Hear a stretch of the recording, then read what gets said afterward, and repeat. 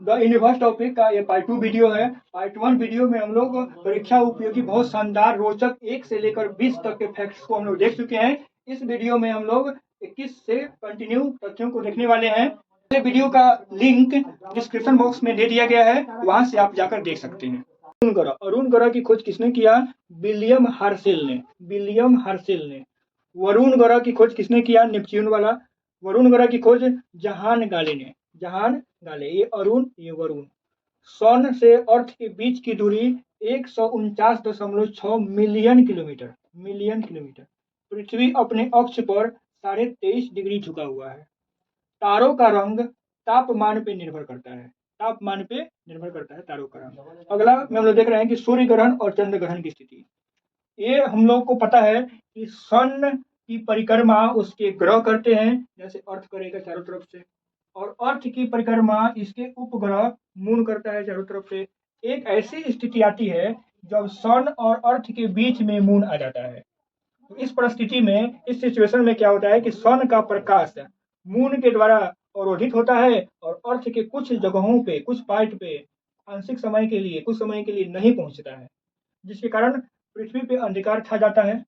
और उस स्थिति में हम लोग कहते हैं कि सूर्य ग्रहण हो गया। मतलब पृथ्वी पे ग्रहण लगा, पृथ्वी पे संकट आया, तो हम लोग क्या मानते हैं कि सूर्य ग्रहण लग गया। याद रखने का तरीका है कि पृथ्वी पे संकट आया तो मान क्या लेंगे? सूर्य ग्रहण हुआ है। दूसरी बात, जब उसी तरीके का रोटेशन होते होते एक दूसरा संयोग बनता है, जब सन और मून के बीच में अर्थ आ जाता है। सन और मून के बीच में अर्थ आ जाता है।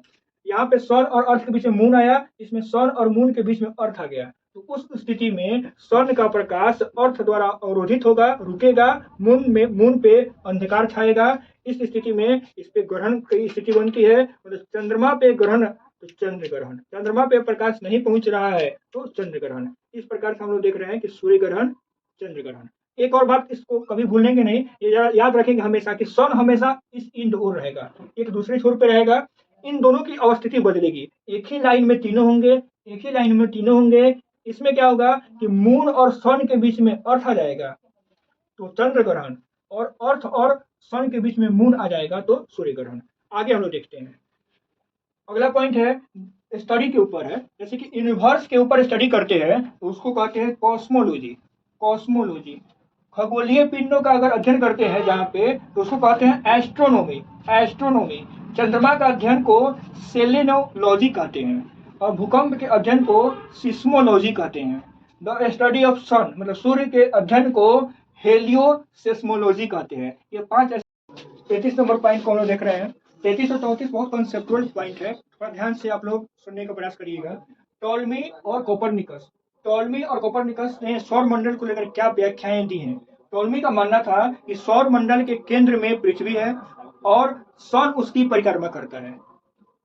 इसी उल्टे कॉन्सेप्ट पे बहुत दिनों तक फैक्ट्स चलते रहा, लेकिन इसमें सुधार कौन किया? तो कोपरनिकस। कोपरनिकस ने कहा कि नहीं, ये पहले वाला बात है, गलत है।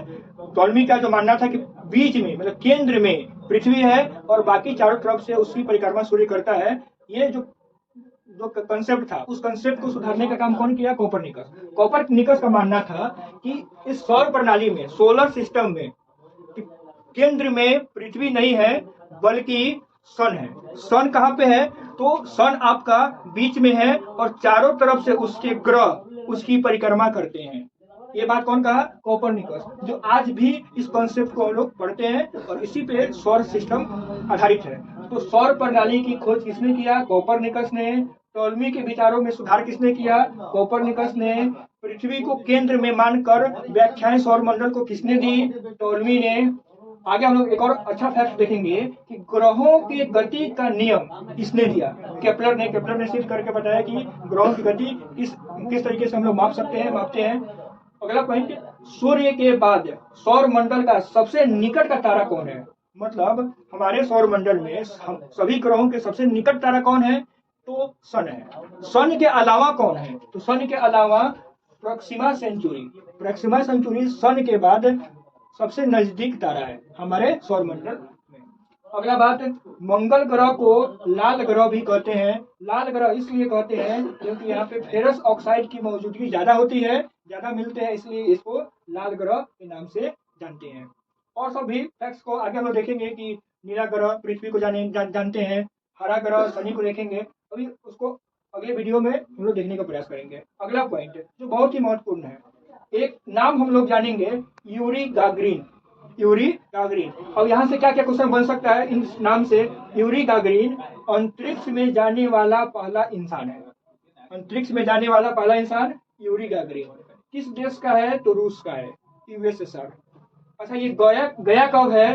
तो 12 अप्रैल 1961 को। अंतरिक्ष में कब गया है? 12 अप्रैल 1961 को।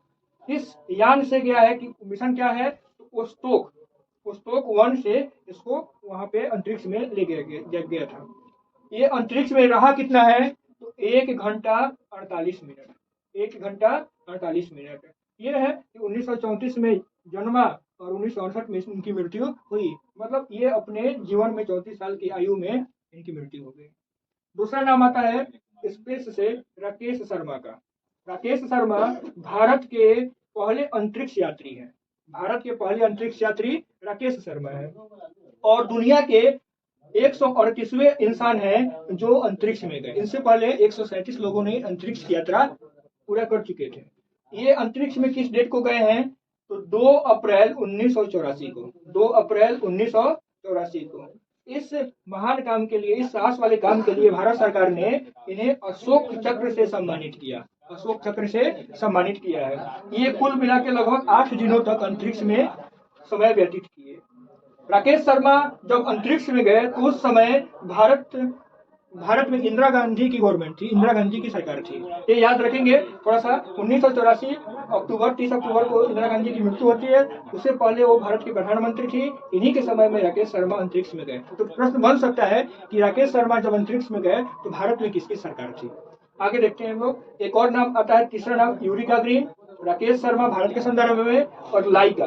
लाइका क्या है? एक कुत्ता का नाम है जो अंतरिक्ष में जाने वाला पहला जानवर। अंतरिक्ष में जाने वाला पहला जानवर कौन था? तो कुत्ता था। उस कुत्ता का नाम क्या था? तो लाइका था। ऐसा वो कुत्ता फीमेल थी। ये भी हम लोग याद रखेंगे। एग्जाम के पॉइंट ऑफ व्यू से उतना महत्वपूर्ण नहीं है, लेकिन जानने के लिए जान सकते हैं। ये कब गया? तो 3 नवंबर 1957 को। कब गया? 3 नवंबर 1957 को। इस कुत्ते की वजन 5 kg। और ये किस यान से भेजा गया? तो स्पुतनिक 2 से भेजा गया। किस यान से भेजा गया है? स्पुतनिक 2 से भेजा गया है। पूछेगा प्रश्न यहाँ से कि कौन ऐसा जानवर है जो अंतरिक्ष में भेजा गया? तो कुत्ता भेजा गया। कब भेजा गया? तो 1957 में भेजा गया। किस यान से भेजा गया है? तो स्पुतनिक 2 से भेजा गया है। एग्जाम में स्पुतनिक 2 जिसके द्वारा लाइका नामक डॉग को भेजा गया। अब आते हैं हम लोग स्पुतनिक 1 क्या है। स्पुतनिक 1 रूस का एक अंतरिक्ष यान था जिसे सफलतापूर्वक 4 अक्टूबर 1957 को भेजा गया। यह काम करने के बाद रसिया दुनिया का पहला ऐसा देश बना जो अपना यान को अंतरिक्ष में भेजा। मतलब दुनिया का पहला ऐसा अंतरिक्ष यान स्पुतनिक 1 है जो सफलतापूर्वक अंतरिक्ष में प्रवेश किया। अब हम लोग जानने का प्रयास करेंगे कि स्पुतनिक का नाम रूस में बहुत ही महत्वपूर्ण है। उसका शाब्दिक अर्थ होता है चमत्कार। स्पुतनिक 1 यहाँ पे जो पहला अंतरिक्ष यान है, स्पुतनिक 2 जिसके माध्यम से जिसके द्वारा लाइका नामक कुत्ता को अंतरिक्ष में भेजा गया। और स्पुतनिक का नाम आप लोग सुने होंगे कोविड वैक्सीन के नाम पे। रसिया ने कोविड के समय में जो अपना वैक्सीन डेवलप किया तो उसका भी नाम उसने स्पुतनिक ही रखा। इस प्रकार से स्पुतनिक का महत्व रूस में देखा जा सकता है। अगले वीडियो में हम लोग इससे रिलेटेड, यूनिवर्स से रिलेटेड और परीक्षा उपयोगी और शानदार तथ्यों के साथ पार्ट 3 में मिलेंगे। तब तक के लिए धन्यवाद।